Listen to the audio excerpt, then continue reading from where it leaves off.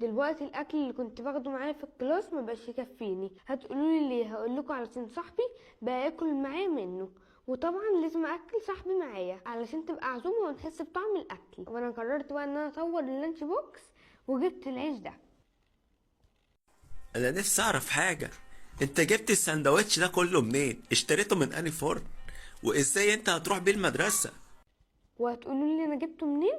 هقول لكم انا شفته على النت وقلت لبابي وبابا جابهولي علشان هو اداني قبل كده معايا طعميه فقرر يصالحني. والمره دي بقى هعمل لكم لانش بوكس عمره ما اتعمل ابدا في الوطن العربي. وهو اولا حجم العيش كبير كبير، مش عارف هو ليه كبير قوي كده. بصوا بحجمه مقارنه بين ايدي مقارنه بين وشي مقارنه بين ايدي كلها، ده اضخم من وشي بجد.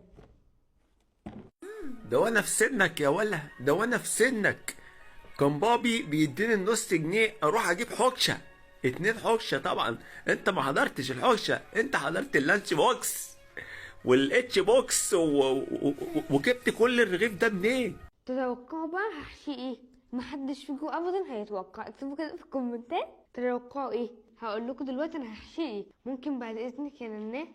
مش ده يا نناه، لا ده البريك فاست التاني اللي انا عايزه. ايوه هو ده. وانا بقى هحشي تشيكن. الفرخه خطيره. وانا خدت بقى فرخه من اللي ماما بتعملها وقلت دي بتاعتي انا بس. بصوا هي تقيله تقيله. يلا بينا بقى كده ايه نحشي. وانا بقى هحشي بدي عشان دي الحاجه الوحيده اللي انا هعرف اقطعه بيها.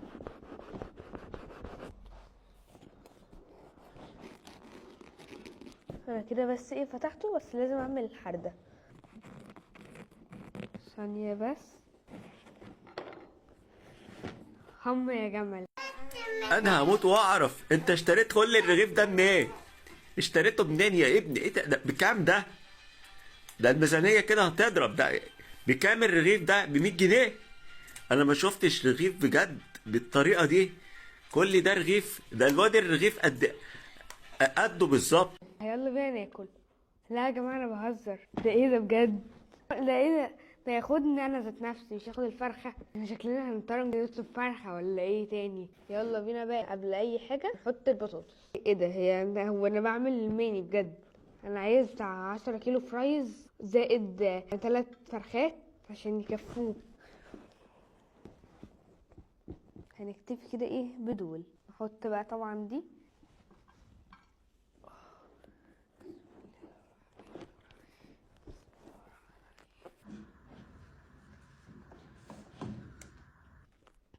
اخيرا تم بحمد الله. اكبر واضخم سندوتش يتحط في لانش بوكس في الوطن العربي.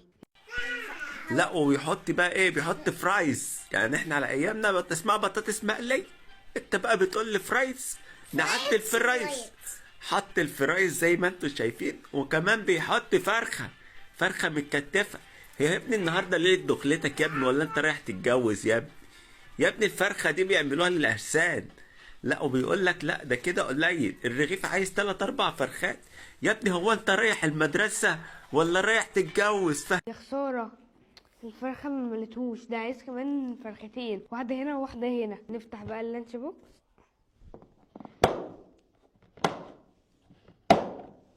هتقولي انت ليه اعمل كده؟ هقول لكم مفيش حد بيساعدني غير ننام. ونناه هي ست كبيره بس ما تقدرش تشيله. هحط بقى كده